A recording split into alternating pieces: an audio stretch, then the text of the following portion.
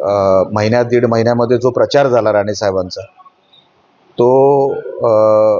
आणि त्या प्रचाराला जो प्रतिसाद मिळाला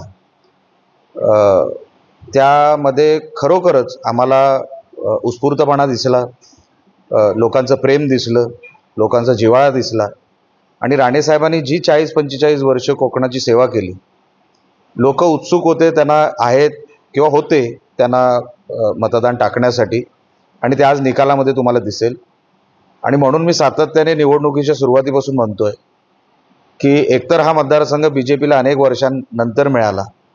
मोदी साहेबांची दरवेळेप्रमाणे एक मोठी लाट देशभरात आहे,